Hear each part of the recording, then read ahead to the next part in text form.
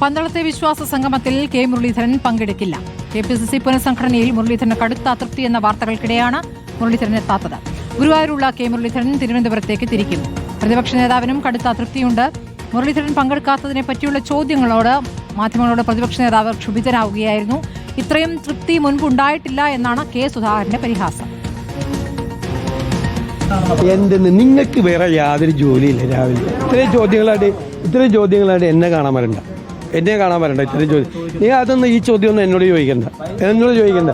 നിങ്ങൾ വെറുതെ രാവിലെ കോൺഗ്രസിന്റെ മൈക്രോസ്കോപ്പിക് ലെൻസ് വെച്ചോണ്ട് കോൺഗ്രസിൽ വല്ലാരും ഉണ്ട്, ഇതൊക്കെ ഉണ്ടാകുന്നു.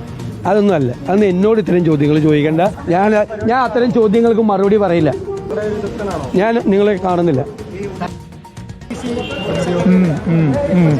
ഒന്നും അനുടയ്ക്കൊന്നും കിട്ടൂല. നമുക്ക് പിന്നെ കാണാം. നമസ്കാരം.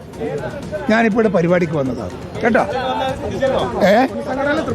എല്ലാം തൃപ്തനാണ്, സംതൃപ്തിയിലാണ്. ഇത്രയും ഒരു നല്ല തൃപ്തി എനിക്ക് വേറെ.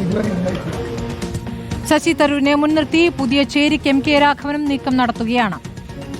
റോഷിപാൽ വിവരങ്ങളുമായി. റോഷിപാൽ, അതൃപ്തി പല രൂപത്തിൽ പുറത്തേക്ക് വന്നുകൊണ്ടിരിക്കുകയാണ്. കെ മുരളീധരൻ ഇപ്പോൾ ജാഥാ സമാപനത്തിൽ പങ്കെടുക്കാതെ മടങ്ങിയതിനെ കുറിച്ച് എന്താണ് പ്രതികരിക്കുന്നത്? അതോടൊപ്പം ഈ അതൃപ്തി എങ്ങനെയൊക്കെയാണ് പുതിയ സമവാക്യങ്ങൾ ഉണ്ടാക്കിയിരിക്കുന്നത്?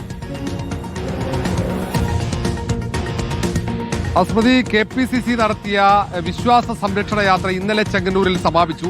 ഇന്ന് നടക്കുന്നത് ചെങ്ങന്നൂരിൽ നിന്നും UDF നേതൃത്വത്തിലുള്ള വിശ്വാസ സംരക്ഷണ പദയാത്രയാണ്. അത് പന്തളത്ത് സമാപിക്കുകയും ചെയ്യും.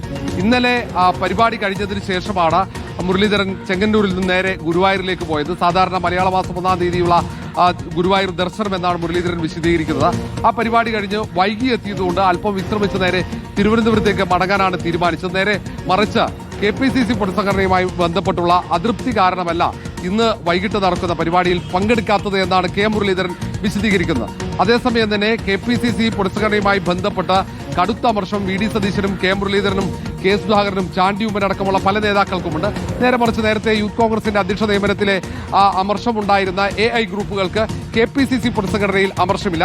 ഏതായാലും ഇന്നത്തെ പരിപാടിക്ക് ശേഷം കൂടുതൽ നേതാക്കൾ ഒരുപക്ഷെ പരസ്യ പ്രതികരണത്തിന് തയ്യാറാകാൻ സാധ്യതയുണ്ട്.